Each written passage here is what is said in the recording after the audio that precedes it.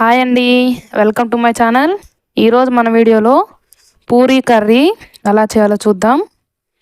ముందుగా ప్రొసీజర్లోకి వెళ్దామండి. నేను ముందుగానే ఒక 3 ఉల్లగడ్డలు కట్ చేసి కాస్తంత సాల్ట్ మరియు కొన్ని నీళ్లు పోసి ఉడికించుకుంటున్నానండి. ఉడికించుకొని పక్కన పెట్టుకుందాము. ఒక 3 ఉల్లగడ్డలు అయితే సరిపోతుందండి మనం తీసుకున్న క్వాంటిటీకి. చూడండి, ఈ విధంగా ఉడకపెట్టుకొని పక్కన పెట్టుకుందామండి. ఇప్పుడు అవి ఉడికేసరికి మనం పోపు పెట్టుకుందామండి. ఇటు పక్క ముందుగా ఒక చిన్న గిన్నె తీసుకొని అందులో ఒక 2 టేబుల్ స్పూన్ ఆయిల్ సరిపోతుందండి. ఎక్కువ కూడా పట్టదు ఈ కర్రీకి, ఎక్కువ టైం కూడా తీసుకోదు, చాలా టేస్టీగా ఉంటుంది. మనం ఆయిల్ హీట్ అయినాక కాస్తని ఆవాలు మరియు 1/2 టేబుల్ స్పూన్ జీలకర్ర యాడ్ చేసుకుందామండి. ఆవాలు అనేది కాస్త ఎక్కువగా యాడ్ చేసుకోవాలి. జీలకర్ర ఆవాలు అనేది కంపల్సరీ యాడ్ చేసుకోవాలండి. ఇవే మంచి టేస్ట్ని ఇస్తాయి వాటికి. ఇప్పుడు ఇందులో కాస్తని పచ్చెనగపప్పు వేసుకొని బాగా ఫ్రై చేసుకోవాలండి. ఇవి ఇలా ఫ్రై అయినాక ఇందులోకి ఒక చిన్న సైజు ఆనియన్స్ కానీ మీడియం సైజు ఆనియన్స్ కానీ ఒక 2-3 తీసుకుందామండి. అందులోనే ఒక 6-7 పచ్చిమిరపకాయల రబ్బలు చిన్న చిన్న ముక్కలు కట్ చేసి వేసుకోండి. పచ్చిమిరపకాయలు అనేది ఎక్కువ క్వాంటిటీలోనే వేసుకోవాలండి. మీకు నచ్చినట్టయితే క్యారెట్ కూడా వేసుకోవచ్చు, నేనైతే యాడ్ చేయట్లేదు. ఇష్టమైతే క్యారెట్ పచ్చి బఠానీ కూడా వాడుకోవచ్చు అండి, ఏం పర్లేదు. మీకు నచ్చిన వెజిటేబుల్స్ వేసుకొని వండుకోవచ్చు ఈ కర్రీలో. కానీ పచ్చిమిరపకాయలు అనేది ఎక్కువగా వేసుకోవాలి, ఎందుకంటే మనం కారం అనేది ఏమి యాడ్ చేయం కదండి. ఇలా పచ్చిమిరపకాయలు అనేది మరియు ఉల్లిపాయలు అనేది బాగా ఫ్రై అయ్యేంత వరకు ఫ్రై చేసుకోవాలి. బాగా ఫ్రై అవడం అంటే మరీ మాడబెట్టం కాదండి, కాస్తంత ఉడకాలి. ఉల్లిపాయ అనేది లైట్గా ఉడికితే సరిపోతుంది, మరీ వేగితే బాగోదండి. కాస్త పచ్చగా మగ్గితే సరిపోతుంది.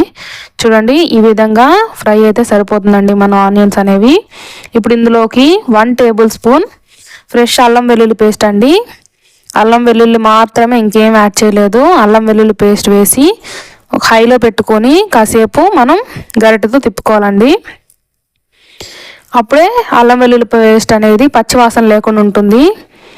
అల్లం వెల్లుల్లి పేస్ట్ ఖచ్చితంగా వేసుకొని ఫ్రై చేసుకోవాలండి, అప్పుడే టేస్ట్ అనేది తెలుస్తుంది మనకి. ఈ విధంగా ఫ్రై చేసుకున్న తర్వాత దీంట్లోకి మనం 1/2 టేబుల్ స్పూన్ పసుపు యాడ్ చేద్దామండి.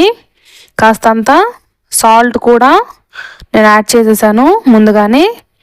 ఇప్పుడు ఇందులోకి మనం ముందుగా ఉడకపెట్టుకున్న ఉల్లగడ్డలు ఉన్నాయి కదండి, తొక్కలు తీసుకొని కాస్తంత స్మాష్ చేసి యాడ్ చేసేసేయాలి. యాడ్ చేసిన తర్వాత సాల్ట్ సరిపోకపోతే మనం అడ్జస్ట్ చేసుకొని వేసుకోవచ్చు అండి. నేను ఉల్లిపాయలు వేగేటప్పుడే సాల్ట్ వేసాను కదా, మీరు ఈ టైంలో కూడా సాల్ట్ యాడ్ చేసుకోవచ్చు అండి. ఇలా పసుపు అన్నీ కలిసేటట్టు తిప్పుకొని కాస్తని వాటర్ పోసుకుందామండి. దాదాపు నేను 1.5 గ్లాస్ దాకా పోసాను. మీకు కావాల్సిన క్వాంటిటీని బట్టి మీరు వాటర్ యాడ్ చేసుకోవచ్చు అండి. యాడ్ చేసిన తర్వాత ఒక 10 నిమిషాల పాటు పక్కన పెట్టేద్దామండి. అంతలోపు ఇది మరుగుతూ ఉంటుంది. మనం దీంట్లో కలుపుకోవాల్సిన శనగపిండిని కలుపుకుందాము. ఒక చిన్న బౌల్ తీసుకొని అందులోకి ఒక 2 టేబుల్ స్పూన్ శనగపిండి యాడ్ చేద్దామండి. మీరు పుట్నాల పొడి కూడా యాడ్ చేసుకోవచ్చు, మీ ఆప్షనల్ అండి అది. నేనైతే శనగపిండి యాడ్ చేస్తున్నాను, మంచి కలర్ ఫ్లేవర్ ఇస్తుందండి దీనికి.